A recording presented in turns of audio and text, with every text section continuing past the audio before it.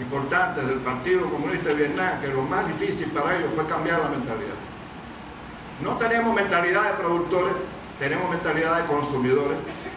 En algunos casos hay una tendencia de una mentalidad enfermiza de consumismo y de un consumismo de exclusividades. Hay regiones en nuestro país donde la gente tiene tanta plata que está en la exclusividad.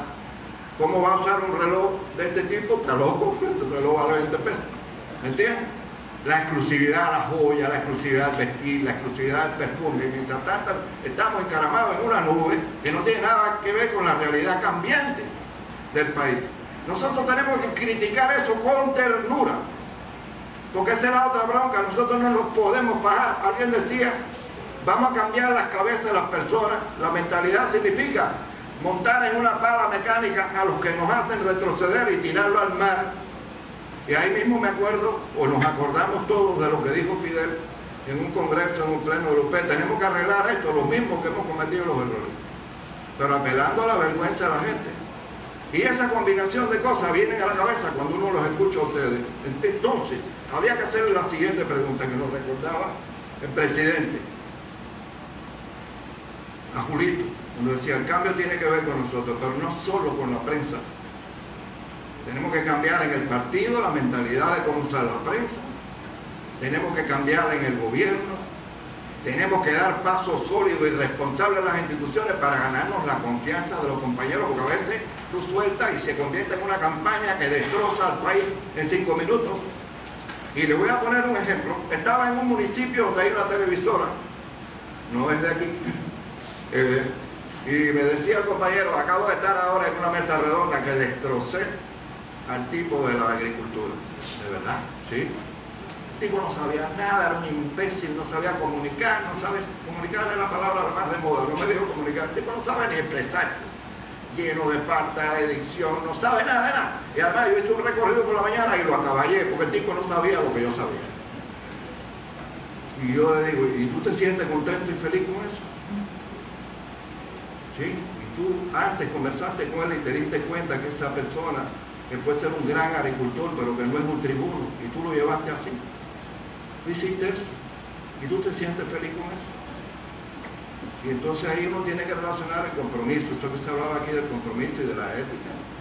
Yo no entrevisto a una persona así, yo llamo al jefe superior y le digo al de la emisora, si hay un programa para él, hay que suspenderlo. Porque le estoy haciendo daño, porque mi madre, mis hermanas, mis amigos, todo el que oiga eso, así como no hay comida aquí, si mira el imbécil que hay que deje la comida. Es decir, a nosotros nos complace eso, seguro que no. Es también el fruto de la improvisación y de mandarse a correr. A veces salimos como un carro sin destino, y es otro de los problemas que tiene el periodismo cubano, que también es una combinación de todo. Si Fidel nos decía conspirar, bueno, vamos a sentarnos a ver cuáles son de los graves problemas que plantearon aquí cuando la discusión de los lineamientos. Bueno, en primer lugar la vivienda, el tema de la comida, el tema del transporte, el tema de los salarios, ¿se acuerdan? Aquella cosa de la discusión en las asambleas, para dar lugar a las propuestas de los lineamientos. Esa prioridad está clara para todos nosotros, aquí. Entonces nosotros tenemos que hacernos expertos en esas prioridades. Y hasta durmiendo uno tiene que despertarse y decir, la respuesta para esto, sí, como un loco de ideas fijas.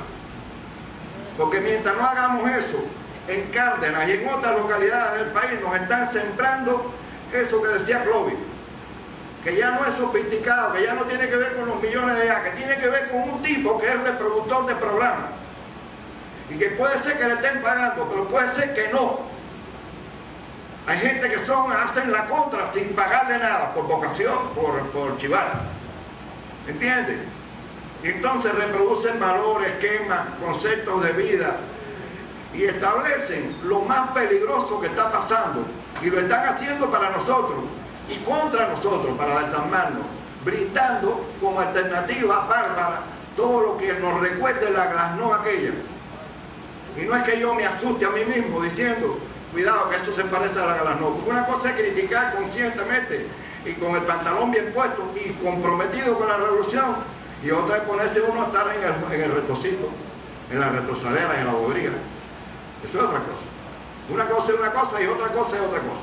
Se puede ser zurdo y ser de matanza, perfectamente, pero no quiere decir que usted evada la realidad que es consustancial a la vida de las personas, porque cuando usted le vea ahí, usted meta la cabeza como el avestruz, usted se descategoriza ante la opinión pública, entonces la opinión pública usted prefiere, y esos son los espacios que ellos aprovechan.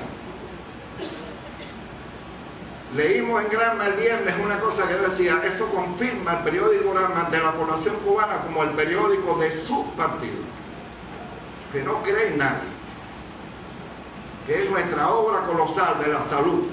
Y ahí no se está cuestionando la obra de la salud. Ahí se está diciendo que 14 o 15 tipos, 9 tipos, hicieron una cosa rutinaria, como eso de la noticia por la tarde, la repito. ¿Entiendes? No, repito, no importa, yo no tuve en cuenta, no le pregunté a cuántos hospitales ha llamado, hijo. Como no le pregunté en la redacción cuántas veces usted ha dado esto, compadre o comadre. No. Fíjense, la acumulación de la desidia o de la rutina. Total, como tenemos un sistema tan fuerte que el tipo nadie lo va a abandonar. Hasta que aparece uno que dice, estoy en mi casa, llévalo al hospital Pascual. Pero a ese hombre seguro que le contaron hace tantos hospitales que hemos ido. Si se lo hubieran dicho al segundo, probablemente el segundo hubiera dicho, tráelo para acá o que lo ponga en la cama donde descansan los médicos. Es también el tema de la comunicación, que es uno de los gravísimos problemas que tiene este país.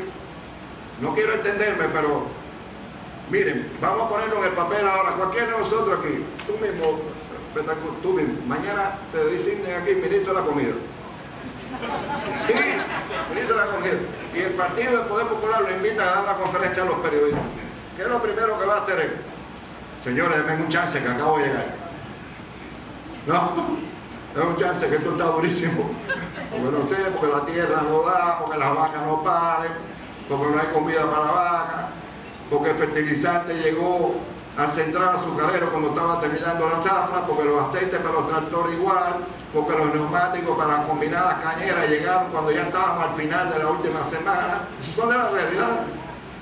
Algunas suceden, lo mismo con el plan de inversiones, algunas suceden porque el país tuvo que comprar eso donde ya sabemos, porque alguien no cumplió su palabra, nos embarcó, o a veces sucede también porque detrás de eso está la mano peluda de alguien.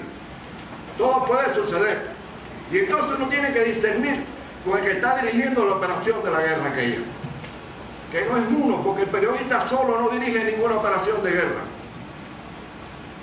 Pero si no participa en la guerra, el soldado simple, la población simple no puede participar, no se siente convocado.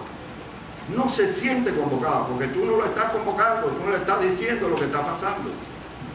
Veamos cuántas cosas están sucediendo y cuántas tienen que ver con nosotros y con los recursos.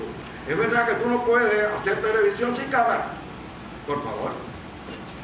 Y alguien, yo estuve en Caimanera, y allí la emisora de Caimanera tenía la computadora rota, y un marino mercante, fan de la emisora, le prestó su computadora.